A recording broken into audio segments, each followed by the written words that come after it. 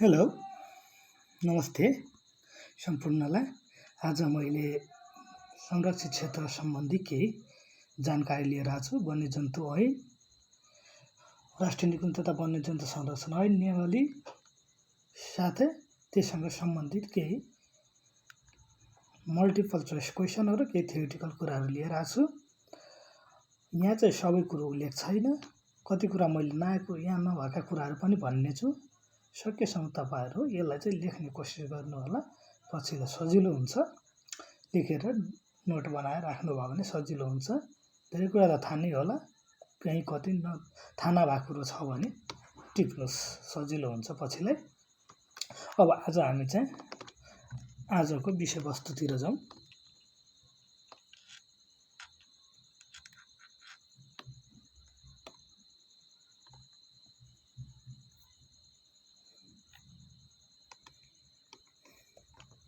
हेर्नुहोस् त, यो प्रोटेक्टेड एरिया अफ नेपाल भनेर यो म्याप छ।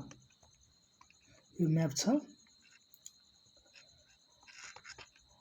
1, 2 सुदूरपश्चिम 7 नगरपालिका कर्णाली 6, लुम्बिनी 5, गण्डकी 4, बागमती 2 र बागमती 3 अनि 2 र 1 छ यता। यो हेर्नुहोस् एकपटक। यहाँ चाहिँ धेरै कुरो, यससँग सम्बन्धित धेरै कुरो हुन्छ। तपाईँ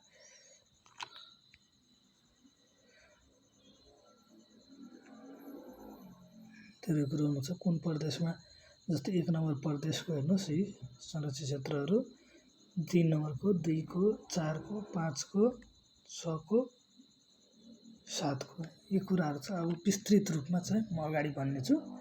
यो सम्झिराख्नु होला, यो चाहिँ काम लाग्न सक्छ भनेर मैले देखाएको। ल, हामी अस्ति यहाँसम्म छलफल FRA सम्म छलफल गरिसकेका छौँ। अब आज चाहिँ हामी अगाडि जान्छौँ। जस्तै राष्ट्रिय निकुञ्ज तथा वन्यजन्तु संरक्षण ऐन 2029 लालमोहर प्रकाशन मिति, अर्थात् यो भनेको कहिलेबाट लागू भयो भन्न खोजेको हो। वन्यजन्तु राष्ट्रिय निकुञ्ज तथा वन्यजन्तु संरक्षण ऐन 2029 यो चाहिँ लागू भन्ने हो भने 2029 11/28बाट 11/28मा लागू भएको हो। यो चाहिँ निकुञ्ज ऐनको हकमा भनेपछि राष्ट्रिय निकुञ्ज तथा वन्यजन्तु संरक्षण नियमावली चाहिँ 2030 11/28 है, 2030 11/28मा चाहिँ लागू भएको हो। पछाडि 11/28 डेट एउटै छ, मात्रै वर्ष चाहिँ फरक हुन्छ। 11/28, 30 र 29 मात्रै फरक हो, सम्झिन सजिलो हुन्छ। राष्ट्रिय तथा वन्यजन्तु संरक्षण ऐन 2029 कति पटक संशोधन भयो? ऐन चाहिँ 5 पटक संशोधन भएको छ। 5 पटक चाहिँ संशोधन भएको छ र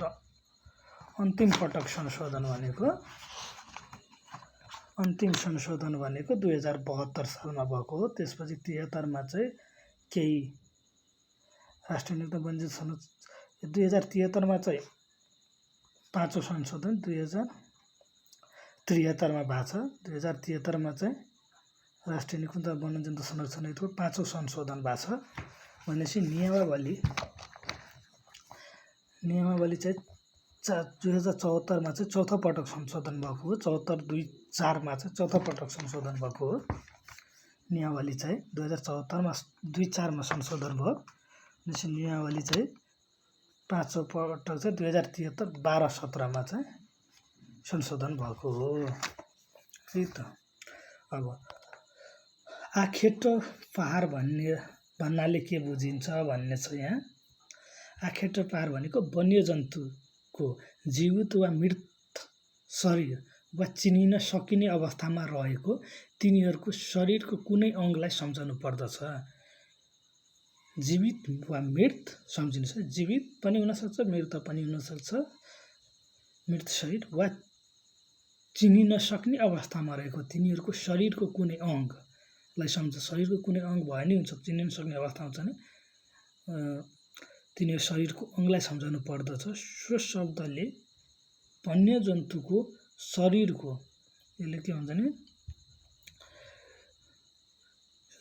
यसले अगाडि भन्न खोजे के हो भने वन्यजन्तुको शरीरको कुनै पदार्थ वा त्यस्तो पदार्थको सम्मिश्रणबाट तयार भएको कुनै वस्तु समेतलाई जनाउँछ। यदि वन्यजन्तुको शरीरको प्रयोग गरेर त्यसको पदार्थहरू प्रयोग गरेर केही चिज बनाइसकेको छ भने पनि त्यसलाई पनि के भनिन्छ भने त्यसलाई चाहिँ आखेटो पार नै भनिन्छ है।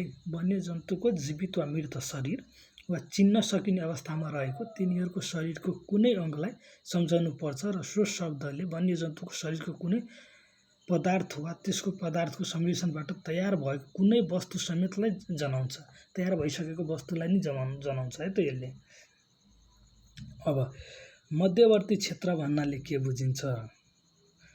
पहिलो अप्सन छ राष्ट्रिय निकुञ्ज वा आरक्षण बीचमा जनतालाई नियमित रूपमा वन पैदावार उपभोग गर्न पाउने सहुलियत प्रदान गर्न छुट्याएको क्षेत्र। राष्ट्रिय निकुञ्ज वा आरक्षको वरिपरि वन्यजन्तु शिकार गर्न छुट्याएको क्षेत्र। जनतालाई नियमित रूपमा वन पैदावार उपयोग गर्न पाउने सहुलियत प्रदान गर्न राष्ट्रिय निकुञ्ज वा आरक्षको वरिपरि छुट्याएको क्षेत्र। राष्ट्रिय निकुञ्ज वा आरक्ष भित्र व्यापार गर्न छुट्याएको क्षेत्र। सोच्नुहोस् त के होला त्यसको? यसको चाहिँ ग हो। जनतालाई नियमित रूपमा वन पैदावार उपयोग गर्न पाउने सहुलियत प्रदान गर्न राष्ट्रिय निकुञ्ज वा आरक्ष वरिपरि छुट्याएको क्षेत्र हो मध्यवर्ती क्षेत्र भनेको। जैविक मार्ग भन्नाले केलाई सम्झिनु पर्छ है? जङ्गलभित्रबाट लगिएको बाटो, जङ्गलमाथिबाट लगिएको बाटो, जनताहरूलाई नियमित रूपमा वन पैदावार उपयोग गर्न पाउने सहुलियत प्रदान गर्न राष्ट्रिय निकुञ्ज आरक्षणमा बनाइएको बाटो, वन्यजन्तुहरू एक वासस्थानबाट अर्को वासस्थानमा आवत जावत गर्ने बाटो हो। सम्झाउनुपर्छ के हो भन्दा लास्टको घ हो। वन्यजन्तुहरू एक वासस्थानबाट अर्को वासस्थानमा आवत जावत गर्ने बाटो हो। वन्यजन्तुहरूले जैविक मार्ग भनेको वन्यजन्तुहरूले एक वासस्थानबाट अर्को वासस्थान आवत जावत गर्न प्रयोग गर्ने बाटो हो। शिकार अनुज्ञा पत्र। शिकार अनुज्ञा पत्र चारवटा छ। चारवटामध्ये जिल्ला शिकार अनुज्ञा पत्र, सामान्य शिकार अनुज्ञा पत्र, पूरक अनुज्ञा पत्र र पन्छी शिकार अनुज्ञा पत्र। 4 किसिमको चाहिँ अनुज्ञा पत्र छ।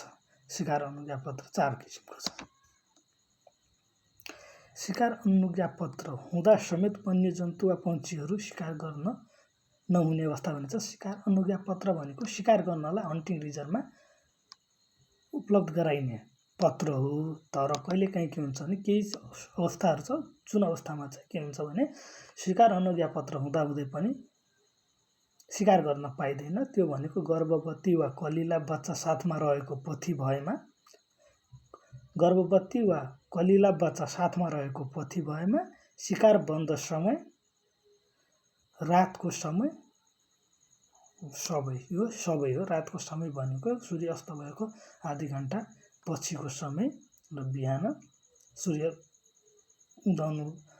उदाउँदासम्मको समयलाई हो भनिन्छ। भनेपछि शिकार बन्द समय भनेको शिकार गर्नलाई सूचना निकालेर बन्द गरेको र गर्भवती वा कलिला बच्चा भनेको बुझिसक्नुभयो। त्यसो राष्ट्रिय निकुञ्ज आरक्षण वा संरक्षण क्षेत्रले गरेको आम्दानीको रकममध्ये कति प्रतिशत स्थानीय तहसँग समन्वय गरी स्थानीय जनताको सामुदायिक विकासको लागि खर्च गर्न सकिन्छ? भनेपछि राष्ट्रिय निकुञ्जले गरेको आम्दानीको केही प्रतिशत रकम चाहिँ स्थानीय सामुदायिक विकासको लागि चाहिँ खर्च गर्नुपर्छ। त्यो खर्च भनेको 30 देखि 50% रकम चाहिँ स्थानीय तहसँग समन्वय गरेर सामुदायिक विकासमा चाहिँ खर्च गर्नुपर्ने हुन्छ।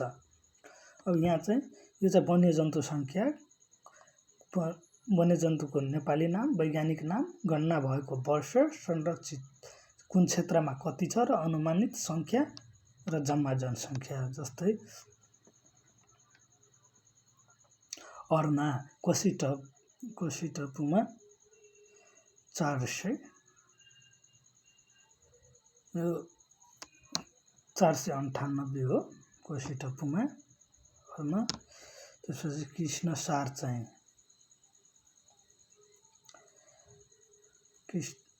कृष्णसार संरक्षण क्षेत्रमा 234 वटा अनि शुक्लाफाटा राष्ट्रिय निकुञ्जमा चाहिँ 112 वटा गरेर 346 वटा छ।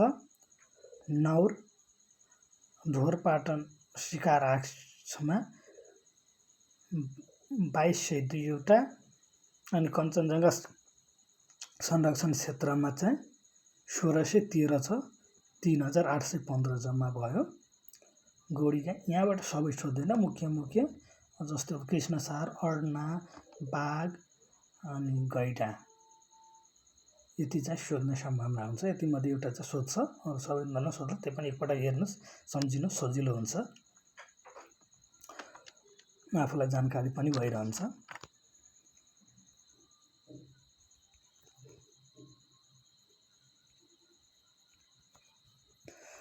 नौर सम्म भइसक्यो।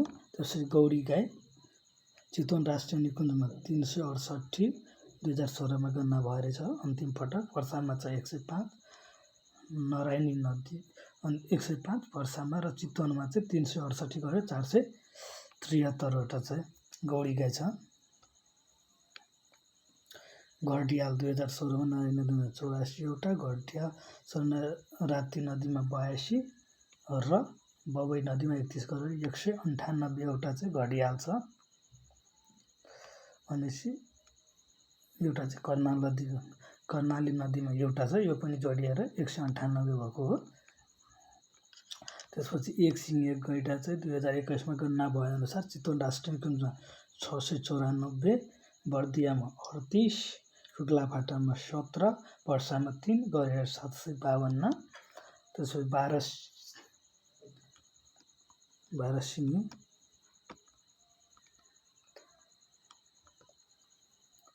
सिङे अब शुक्लाफाटा राष्ट्रिय निकुञ्जमा 2020 भएको गणना अनुसार 2272 अनि त्यसपछि बर्दिया राष्ट्रिय निकुञ्जमा 2017 भारे छ, त्यो चाहिँ 79 वटा छ, जम्मा 2351 छ। पाटे भाग अर्थात् हामीले जुन भाग भन्छौँ त्यही भाग हो। 2018 को चितवन राष्ट्रिय निकुञ्जमा 93, बर्दियामा 87 अनि बाँकेमा 21, पर्सामा 18, शुक्लाफाटामा 16 गरेर 235 वटा छ। 235 वटा पाटे भाग छ। त्यसपछि हिल चितुवा 2012 भएको गणना अनुसार 301 देखि 400 सम्मको अनुमान छ। त्यसपछि गर्भधारण समय कुन जनावरले कति समयसम्म गर्भधारण गरेर बच्चा जन्माउँछ भन्ने कुरोमा चाहिँ बाघले चाहिँ 105 देखि 115 दिनसम्म, स्नो लियोपार्ड चितुवाले चाहिँ 90 देखि 110 सम्म, कमल चितुवाले चाहिँ 95 सम्म, हात्तीले चाहिँ 18 देखि 22 महिना, चितुवाले 7 देखि 7.5 महिना, डियरले चाहिँ 6 महिना, मक्स डियरले 5 महिना, ब्ल्याक वागले 5 देखि 6 महिना, नीलगाई 247 दिन, अर्ना 300 देखि 304 दिन। यसरी चाहिँ अब यहाँबाट सबै चाहिँदैन, हामीलाई चाहिने भनेको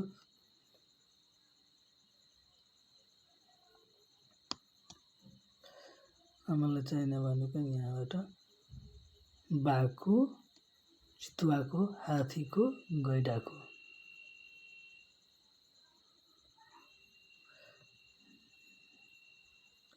गैडा, हात्ती, बाघ, चितुवा यतिको सम्झ्यो भने पुग्छ, योभन्दा बढी। र गौडी गाईको अर्नाको सम्झ्यो भने यति भए पुग्छ हामीलाई, योभन्दा अरू सायद सोध्दैन होला यो लेभलमा, किनभने 8 कक्षा उत्तीर्ण माया छ, धेरै सोध्दैन।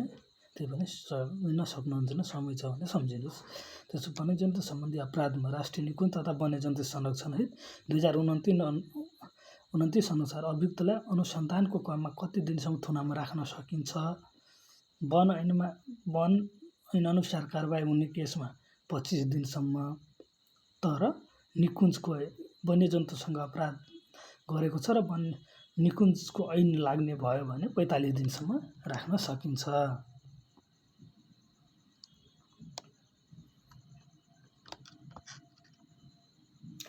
संरक्षित क्षेत्रभन्दा बाहिरको राष्ट्रिय निकुञ्ज वन संरक्षण ऐन 2029 अन्तर्गत चल्ने मुद्दा कसले हेर्छ भन्दाखेरि यदि संरक्षित क्षेत्रभित्रभन्दा बाहिरको क्षेत्रमा वन्यजन्तु सम्बन्धी कुनै अपराध भएको छ र वन्यजन्तु ऐन 2029 अनुसार कसो ठहर भयो भने त्यहाँ चाहिँ मुद्दा कुन चाहिँ निकायले चलाउँछ भन्न खोजेको राष्ट्रिय निकुञ्ज, डिभिजन वन कार्यालय, संयमित प्राकृतिक आरक्ष, वन्यजन्तु आरक्ष। यहाँ चाहिँ संरक्षित क्षेत्रभन्दा बाहिरको वन्यजन्तु सम्बन्धी हरेक केस चाहिँ डिभिजन वन कार्यालयले हेर्छ। हरेक केस चाहिँ डिभिजन वन कार्यालय संरक्षित क्षेत्रभन्दा बाहिरकोमा, संरक्षित क्षेत्रभित्रकोमा निकुञ्जले सम्बन्धित निकुञ्ज आरक्षणले हेर्छ। शुक्लाबाट वन्यजन्तु आरक्षण राष्ट्रिय निकुञ्जमा कहिले परिणत भयो? यो पहिला वन्यजन्तु आरक्ष थियो, यसलाई चाहिँ के गर्यो भने राष्ट्रिय निकुञ्जमा परिणत गर्यो। राष्ट्रिय निकुञ्जमा परिणत गरेको भनेको 2073 11 महिना 9 गते हो। भनेपछि पर्सा वन्यजन्तु आरक्ष राष्ट्रिय निकुञ्जमा कहिले परिणत भयो भन्दा यो चाहिँ 74/3/19 गते चाहिँ यो चाहिँ के भयो भनेपछि यता परिणत भयो।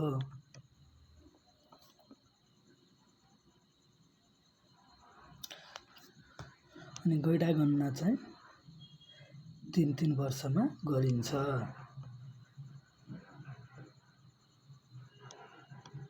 गैंडा गणना चाहिँ 3 वर्षमा गरिन्छ भनेपछि अब अर्को चाहिँ यहाँ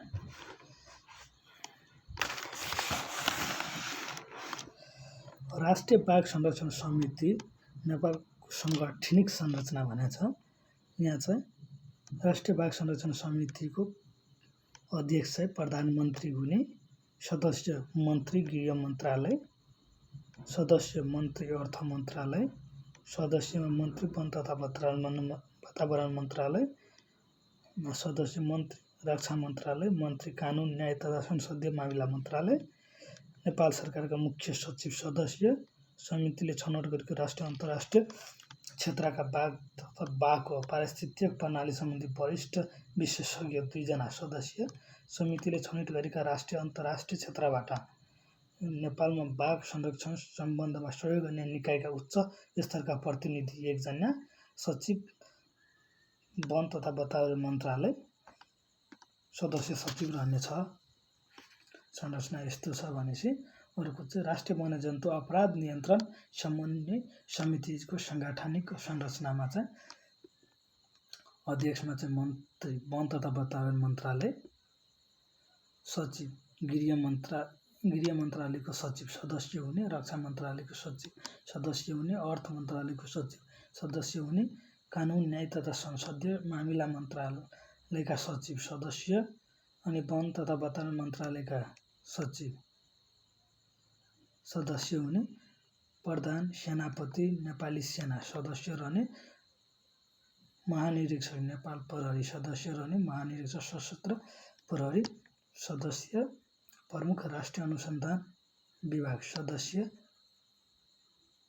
महानिर्देशक राष्ट्रिय निकुञ्ज तथा वन्यजन्तु संरक्षण विभाग सदस्य सचिव रहने व्यवस्था हुन्छ। भनेपछि केन्द्रीय स्तरको वन्यजन्तु अपराध नियन्त्रण इकाइको सांगठनिक संरचनामा चाहिँ महानिर्देशक राष्ट्रिय निकुञ्ज तथा वन्यजन्तु संरक्षण विभागको संयोजक हुन्छ, महानिर्देशक वन तथा संरक्षण मन्त्रालयको सदस्य, महानिर्देशक भन्सार विभागको सदस्य, सहायक रथी नेपाली सेना सदस्य, नायक महानिरीक्षक केन्द्रीय अनुसन्धान ब्युरो नेपाल प्रहरी सदस्य, नायक महानिरीक्षक सशस्त्र प्रहरी सदस्य, अनुसन्धान निर्देशक राष्ट्रिय अनुसन्धान विभाग सदस्य, नेपालमा वन्यजन्तु संरक्षणमा कार्यरत गैर सरकारी संस्थाका प्रतिनिधि 2 जना सदस्य, उप महानिर्देशक राष्ट्रिय निकुञ्ज तथा वन्यजन्तु संरक्षण विभाग सदस्य हुने व्यवस्था हुन्छ। भनेपछि अन्य चाहिँ अब यसमा चाहिँ हेर्ने हो भने जस्तै हामीलाई चाहिँ संरक्षित क्षेत्रको नाम दिएर यो संरक्षित क्षेत्र कुन चाहिँ प्रदेशमा पर्छ भनेर सोध्न सक्छ। सम्भावना चाहिँ छ है। त्यही भएर चाहिँ अब यो जस्तै चितवन चाहिँ प्रदेश नम्बर 2, 3 र 4 मा पर्छ। कोशी चाहिँ 1 र 2 मा पर्छ। अब हेर्नुहोस् है, केसीए भनेको कञ्चनजङ्घा कन्जर्भेसन एरिया, यो चाहिँ 1 मा पर्छ। यसरी चाहिँ तपाईहरु यो म्याप हेरेर पनि आनन्दले एकपटक कुन कुनमा पर्छ भन्ने कुरा हेर्नुस्, बुझ्नुस्। आजलाई यति, धन्यवाद। अब अर्को दिन फेरि अर्को विषयवस्तु छ भेटिनेछौँ। कृपया च्यानल सब्स्क्राइब गरिदिनु होला, कमेन्ट गरिदिनु होला। धन्यवाद।